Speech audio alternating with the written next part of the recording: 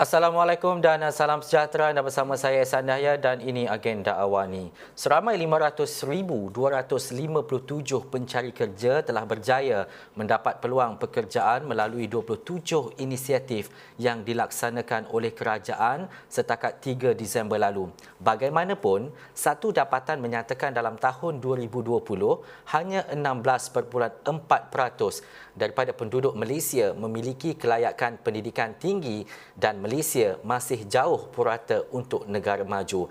Antara dua perkara ini, untuk memahami situasi berkenaan, persoalan utamanya adalah apakah kelayakan akademik di peringkat pengajian tinggi menjamin masa depan, apakah wujud kecelaruan dalam sistem pendidikan negara atau ketersediaan peluang pekerjaan itu dianggap terhad. Dan mencari jawapan ini, saya bersama dengan Profesor Tan Sri Datuk Seri Dr. Nur Azlan Ghazali yang merupakan pengarah eksekutif Majlis Tindakan Ekonomi EAC. Assalamualaikum Tan Sri. Waalaikumsalam warahmatullahi wabarakatuh. Baik Tan Sri, pertama sekali mengenai dapatan 16.4% populasi dan juga kita melihat realiti lebih daripada 500 peluang pekerjaan dapat dijayakan melalui 27 inisiatif kerajaan. Bagaimana Tan Sri boleh menyatakan bahawa integrasi ataupun kesaling hubungan antara kedua-dua perkara ini terlebih dahulu Tan Sri? Okey, pertamanya pastinya satu kejayaan yang patut kita sanjung, usaha kerajaan untuk mewujudkan pekerjaan sebanyak 500,000 lebih pekerjaan yang telah diumumkan oleh Yang Amat Berhormat Perdana Menteri. Saya percaya sebahagian besarnya adalah tertumpu kepada permasalahan yang berpunca daripada krisis COVID yang melanda negara kita. Jadi, tapi harus kita ingat, COVID ini dia hanya bermula tahun lepas. Perkara yang sebenarnya saya angkat dalam perkongsian saya adalah perkara yang sebenarnya tidak berkaitan dengan COVID langsung, iaitu perkara yang lebih bersifat struktur dan menumpu kepada matlamat jangka panjang negara untuk menjadi sebuah negara maju. Jadi itu yang sebenarnya saya tekankan. Penciptaan pekerjaan yang 500,000 itu adalah baik, tapi apa yang saya ingin cuba tekankan ataupun dapat perhatian ialah kualiti pekerjaan yang dicipta. Ya, jadi satu adalah elemen yang mungkin sementara, cyclical, berikutan dengan krisis COVID. Tetapi perkara yang lebih penting pada saya ialah adakah kita berjaya mencipta pekerjaan yang akan membawa negara kita menjadi sebuah negara maju yang kita impikan. Itu dua perkara yang berbeza, tetapi pastinya dia ada kaitan. Dan juga Tan Sri, kualiti pekerjaan seperti yang Tan Sri nyatakan tadi, 16% lebih mungkin seperti dapatan oleh Tan Sri, dan juga ini melihat menggambarkan bahawa kita jauh ketinggalan dengan negara-negara maju yang lain. Apa antara sebab dan mungkin kesannya yang akan dibelenggu negara, terutamanya anak-anak muda, rakyat Malaysia khususnya di masa depan, Tan Sri? Dia ada dua isu yang besar. Pertamanya ialah adakah kita mempunyai cukup modal insan yang berkelayakan, iaitu dalam konteks ini yang boleh mengisi pekerjaan mahir. Kalau kita nak jadi sebuah negara maju, kita perlu tenaga kerja yang berkualiti tinggi. Dalam konteks yang mudah berbicara, iaitu mempunyai kelulusan tertiary. Saya tidak nafikan bahawa ada lagi dimensi TVET, keusahawanan dan sebagainya, tapi secara umumnya perbandingan yang saya cuba buat ialah berbanding dengan negara-negara maju, OECD, Jepun dan Korea, jumlah rakyat Malaysia yang mempunyai ijazah tertiary itu 16.4% itu adalah jauh lebih rendah. Jadi dalam konteks itu kita boleh setidaknya melihat lebih mendalam adakah kita mempunyai tenaga yang mencukupi. Tapi isu yang lebih besar ialah walaupun katakanlah umpamanya kita tingkatkan penghasilan graduan kita, yang sekarang ni kadang-kadang sekitar purata senang cakap 300,000 setahun. Kalau ikut laporan daripada KPT, kadang-kadang 250, 270,000. Itu dalam setahun, diploma ke atas. Tetapi persoalannya, ke mana mereka nak pergi kalau industri dan ekonomi negara kita tidak berjaya mencipta pekerjaan yang dianggap pekerja mahir, pekerjaan mahir, ya. Ini yang kalau kita lihat dalam guna tenaga statistik, semua angka-angka yang saya quote itu adalah daripada laporan Jabatan Perangkaan Department of Statistic Malaysia yang juga melaporkan bahawa pada tahun 2020 contohnya hanya 25,300 pekerjaan mahir dicipta. Okey, kalau kita kata 2020 COVID, how about 2019? Lebih kurang dalam 44,000 yang dicipta. Ini pekerjaan baharu. Saya cuba membandingkan pekerja baharu iaitu yang bergraduan 300,000 dan pekerjaan baharu yang hanya sekitar 47,000. Jadi obviously kita tidak ada kesepadanan ataupun ini menjadi satu persoalan besar lah dalam konteks boleh atau tidak negara kita maju ke hadapan, dan dalam konteks pengangguran seperti Ehsan tadi, persoalan yang timbul ialah ke mana anak-anak muda ni nak pergi. Ini yang jadi masalah. Sekarang ni pengangguran di kalangan belia dah mencecah hampir 12%. Jadi ini adalah satu perkara yang mesti ditangani dan mendapat perhatian lebih daripada hanya mencipta pekerjaan. Dan juga Tan Sri, kita melihat dua perkara. Seperti yang Tan Sri nyatakan tadi, kita mencipta pekerjaan mahir sekarang ini, dan jumlah dan juga nombor yang Tan Sri nyatakan tadi memang jauh sama sekali. Tetapi melihat kepada dasarnya, adakah kita sistem pendidikan bersedia pekerjaan mahir ini disambung pula selari dengan mencipta pekerjaan mahir? Yang mana perlu didahulukan, Tan Sri? Ya, of course ada isu penawaran dan permintaan. Yang selalu kita dengar ialah isu tentang kualiti graduan. Tapi saya nak berhati-hati di sini. Of course isu kualiti graduan memang ada dan perlu dipertingkatkan. Tetapi katakanlah all yang 300,000 itu menepati kualiti. Sekali lagi saya ingin tanya, di mana mereka nak kerja di dalam negara kita?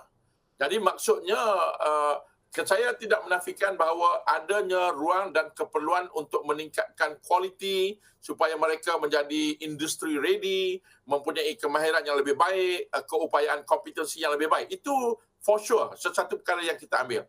Tetapi still walaupun kita dapat katalah menangani isu kualiti 100% katakan, persoalan tetap timbul. Adakah industri kita dapat menyerap pekerja-pekerja yang mahir ini?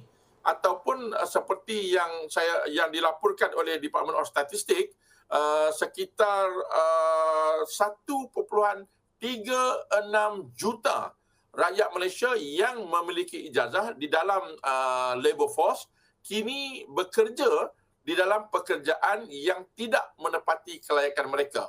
Of course, ada orang kata, kerana kualiti tak bagus, mereka perlu kerja di tahap yang bawah. Tetapi remember, when they move to fill up this group, yang dalam grup itu pula nak pergi ke mana? Itu yang saya katakan ada asakan keluar daripada atas dan daripada bawah. Daripada atas, yang berijazah masuk kepada yang bukan ijazah. Daripada bawah, ialah pekerja-pekerja asing, buruh-buruh asing dan sebagainya, juga menghimpit mereka daripada bawah. Sebab itu bagi saya ini satu isu struktur pasaran buruh yang sangat penting untuk kita tangani. Dan juga Tan Sri, adakah disebabkan pasaran kerja yang terhad ataupun kita tidak mencipta pekerjaan mahir yang lebih luas menyebabkan jumlah mereka yang bergradasi dan juga mereka yang sekurang-kurangnya ada diploma itu agak rendah sekarang ini? Ini juga ada kaitan, tetapi kita harus ingat di sini kita lihat engine ekonomi negara kita, kalau kita anggap yang menawarkan pekerjaan adalah enterprise 98% enterprise adalah terdiri daripada industri kecil dan sederhana, mikro kecil dan sederhana, PMKS, ya. Jadi berarti daripada jumlah itu yang menghampiri 1 juta itu, sekitar mungkin 60% adalah syarikat-syarikat mikro. Jadi kalau kita lihat dalam konteks permintaan terhadap pekerja mahir, obviously industri kita dipelopori oleh industri yang mungkin tidak memerlukan tenaga mahir yang tinggi. Jadi dia akan menyebabkan lambakan lah, seolah-olah ada juga yang kata kalau begitu kita kurangkan bilangan graduan. Well, that is not the right thing. Itu macam seolah-olah kata maksudnya ekonomi terlalu pantas, maka kita perlahankan. Ini tak betul. Jadi kerana bilangan graduan pun masih rendah berbanding dengan negara maju. Jadi berarti bagi saya lah, pertama, isu kualiti perlu terus ditangani. Saya lebih cenderung sekarang untuk melihat kepada isu yang lebih hakiki, dia agak tersorok sikit, iaitu adakah kita berjaya mencipta pekerjaan-pekerjaan yang berkualiti tinggi. Kerana katakanlah ada jawatan itu, katakanlah isu kualiti yang menjadi masalah, pastinya kita dapat menarik pekerja-pekerja berkemahiran tinggi daripada luar, dan itu tidak berlaku. Secara net kita dapati pekerja yang tinggal, yang keluar daripada Malaysia adalah yang berkemahiran tinggi, dan yang masuk ke Malaysia adalah pekerja asing tanpa kemahiran. Jadi obviously isu kualiti ini bagi saya bukan nampaknya macam isu yang paling utama lah. Tapi kedua-duanya ni perlu ditangani. Dan juga Tan Sri, bagaimana pentingnya untuk mendapatkan pendidikan di peringkat tinggi sekiranya, sebab kalau kadang-kadang orang mendapatkan diploma dan juga ijazah dan sebagainya ni, orang memikirkan untuk berada dalam sektor awam dan sebagainya. Tetapi untuk dia bergraduasi dan juga mempunyai ijazah untuk melaksanakan ataupun sektor-sektor tertentu seperti keusahawan dan sebagainya, bagaimana pentingnya pendidikan di peringkat pengajian tinggi ini, Tan Sri? No doubt untuk sebuah negara yang hendak menuju ke arah negara maju perlu membolehkan ataupun meningkatkan keupayaan modal insan, terutamanya dalam konteks pendidikan tinggi. Kita sedia maklum bahawa bukan semuanya perlu masuk ke universiti ataupun IPT. Ada yang menjadi usahawan, ada yang bekerja sendiri dan pelbagai bentuk, itu kita tidak nafikan. Tetapi walau bagaimanapun, tahap ilmu dan tahap education attainment yang tinggi itu adalah satu daripada petunjuk penting tentang keupayaan sebuah negara. Jadi di samping menangani masalah permintaan, iaitu sifat industri kita, pastinya pihak pengajian tinggi juga harus mengambil langkah-langkah yang bertepatanlah, terutamanya dalam konteks yang selalu kita dengar, iaitu kompetensi, industri ready dan sebagainya. Dan usaha-usaha sedang dilakukan, tapi kita perlu pastikan ianya benar-benar dapat mewujudkan keberhasilan yang diharapkan. Jadi dia ada dua bahagian ni, dua-dua kita tak boleh nafikan. Saya daripada universiti, saya tahu tentang isu-isu di universiti, tapi apa yang saya lontarkan beberapa hari yang lepas ialah isu yang kadang-kadang tak mendapat perhatian, iaitu kita tidak berjaya untuk mewujudkan pekerjaan yang memerlukan kemahiran yang tinggi, ambil daripada dalam negara ataupun daripada luar negara.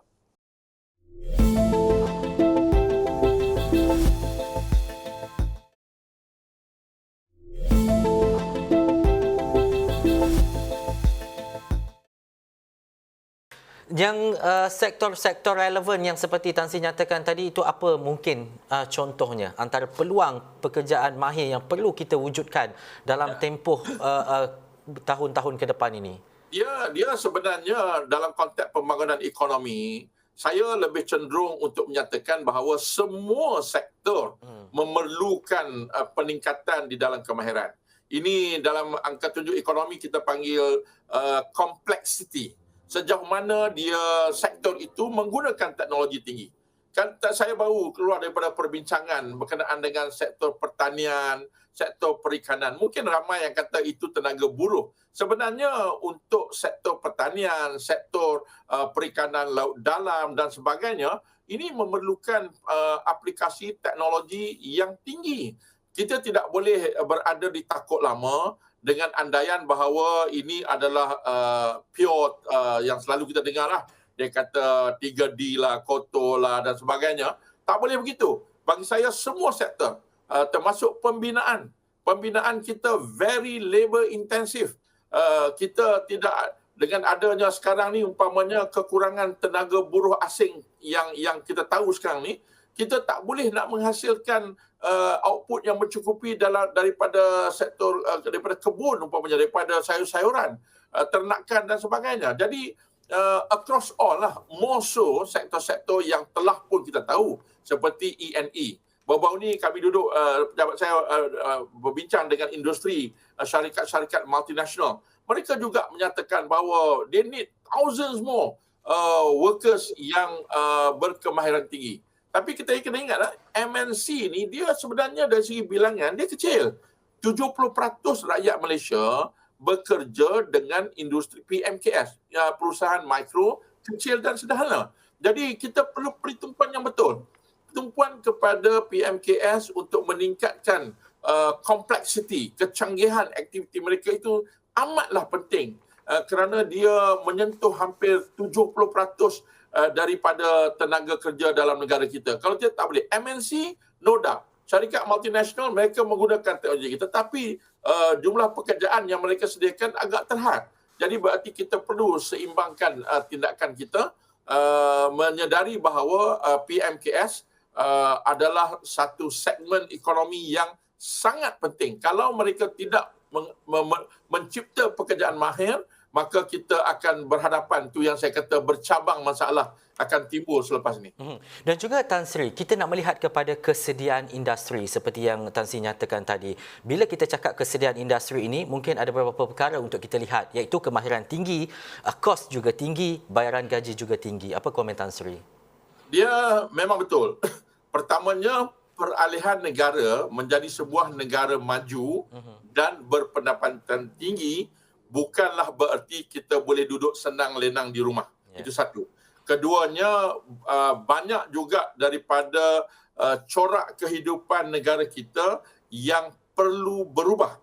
Kerana negara maju dan pendidikan tinggi, dia bukan saja pendapatan dalam konteks ringgit, tetapi juga amalan-amalan kebersihan, amalan-amalan keselamatan dan profesionalism di dalam semua aspek kehidupan itu akan menjadi satu daripada ciri-ciri negara ini. Jadi berarti kita harus faham, di sini saya ingat semua kena faham bahawa isu yang timbul ialah isu pendapatan yang tinggi, dan dengan adanya pendapatan yang lebih baik, banyak lagi dimensi-dimensi lain yang akan dapat manfaat. Sebuah negara yang ada rakyat yang berpendidikan tinggi, bukan sahaja ekonominya bagus, alam sekitarnya seharusnya lebih bersih, jenayah tidak akan berlaku, sampah tidak akan berleluasa, dan masalah-masalah sosial pun sepatutnya berkurangan. Jadi berarti manfaatnya melebihi kepada seorang individu tetapi juga kepada masyarakat itu sendiri. Jadi kesediaan untuk berganjak kepada kehidupan negara maju adalah sangat penting dan perlu diperjelaskan kepada rakyat. Saya bagi contohlah, makan-makan cara-cara tepi jalan yang biasa kita tengok ni, kalau dalam negara yang berserta negara maju dan berpendapatan tinggi, dia akan disappear secara natural. Adakah mereka dapat mengamalkan tahap kebersihan yang baik, ataupun penjualan makanan contohnya terdedah, tidak ada elemen kebersihan. Jadi inilah sebenarnya konteks negara maju dan pendapatan tinggi, dia sangat luas dan perlunya persediaan minda dan sikap untuk effectively hidup di dalam suasana yang sebegini. Dan juga Tan Sri, 12% pada tahun 2020 masalah pengangguran mencecah 12% seperti yang tertulis dalam data. Ya, tetapi Tan Sri, melihat kepada selepas ini, walaupun kadar mereka yang graduate ini rendah, tetapi adakah melihat kepada kolaborasi sistem pendidikan dan juga pihak industri ataupun penyedia perkhidmatan pekerjaan ini dapat diselaraskan dengan baik? Kalau isu kedua-dua ini tidak dapat diselesaikan, dengan jumlah graduate yang tinggi tapi peluang pekerjaan yang tidak banyak, akan menyebabkan jumlah pengangguran akan semakin tinggi, Tan Sri. Ya, pastinya. I mean, it takes basically two hands lah. Maksudnya untuk to claps. Maksudnya both side, penawaran, institusi pendidikan tinggi, sistem pendidikan tinggi, dan industri has to meet up and work together. Tapi again, saya nak rakyat jelas ataupun pemimpin kita jelas. 90 lebih peratus daripada industri kita adalah PMKS. Jadi berarti kalaupun mereka bertemu, tetapi kalau strukturnya kekal cara lama, tidak ada dorongan, tidak ada push factor untuk mereka menggunakan teknologi. Contohnya kalau dengan ada lambakan pekerja asing ni kalau berterusan, saya tak ada masalah untuk kita memenuhi keperluan pekerja asing dalam tempoh yang terdekat. Kita faham isu krisis. Tetapi perlu ada satu roadmap yang jelas, ada yang kita akan mengurangkan kebergantungan kepada pekerja asing yang tanpa kemahiran. Jadi berarti selagi struktur ekonomi ini tidak berubah, saya rasa kedua tangan tu kalau bertepuk pun dia tak bertemu. Jadi itu jadi masalah. Ya, jadi berarti ini yang perlu kita tangani. Sebab tu usaha-usaha kerajaan untuk meningkatkan tahap digitalization, technological advancement oleh industri kecil, sederhana dan mikro ini adalah satu agenda yang penting. Dan we need to pay attention to that.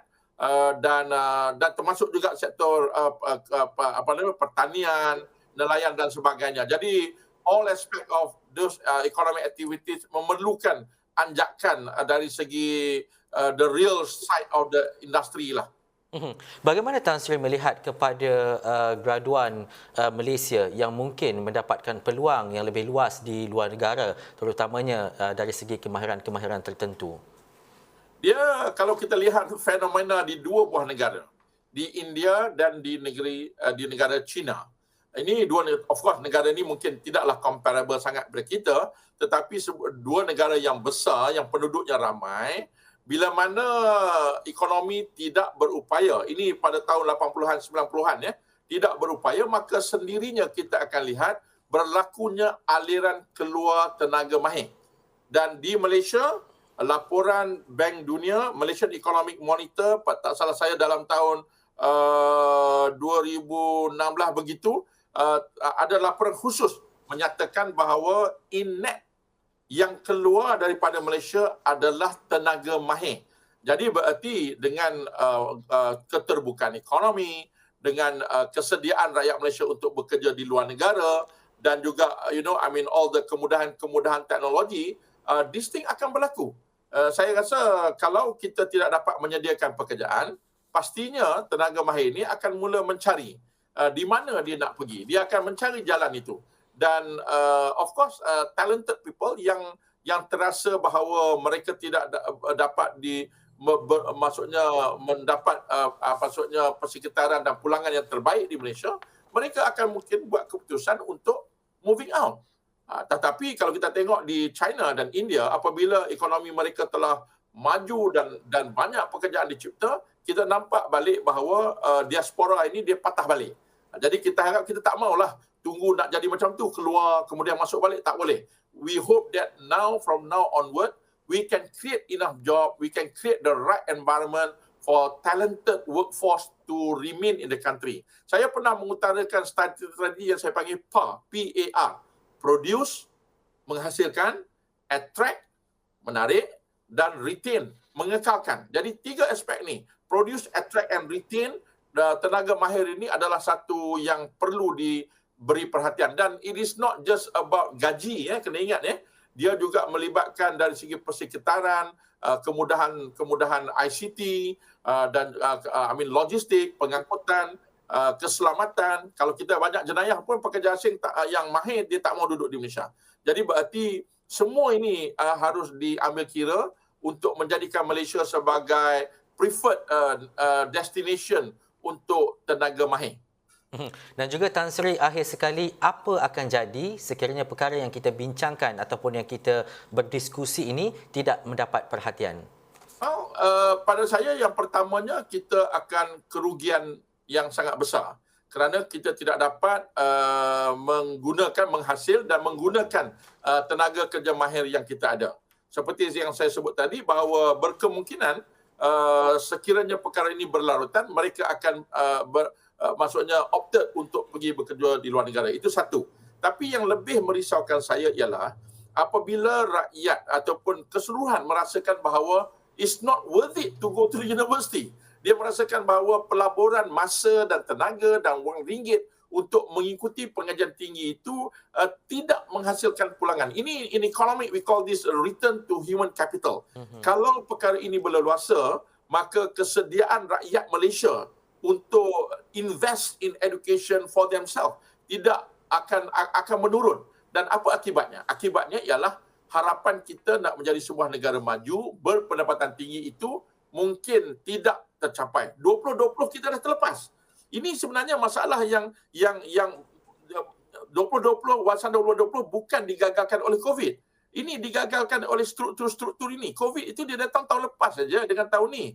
Masalah ni dah agak lama. Ini structural issues. Dan inilah item-item yang ditangani oleh pejabat saya dalam Majlis Tindakan Ekonomi yang dipengungsikan oleh PM. Kita melihat kepada isu-isu structural. We hope 2025 harapan untuk menjadi negara maju itu benar-benar akan berhasil. Dan this subject is among the top 3 lah bagi saya yang mesti ditangani. Ya. Baik, terima kasih Profesor Tan Sri Datuk Seri Dr. Nur Azlan Ghazali, Pengarah Eksekutif Majlis Tindakan Ekonomi EAC. Saya melihat kepada ini adalah isu besar, isu yang perlu mendapat perhatian dan pastinya seperti yang Tan Sri nyatakan tadi, kemahiran tenaga kerja itu perlu diperluaskan untuk memastikan bahawa graduan tidak merasa terbeban ataupun tidak merasa peluang memasuki universiti itu adalah perkara yang sia-sia. Terima kasih Tan Sri, terima kasih sekali lagi, terima kasih kepada yang menonton. Sekian dulu agenda awal ini, saya Sanaya. Assalamualaikum.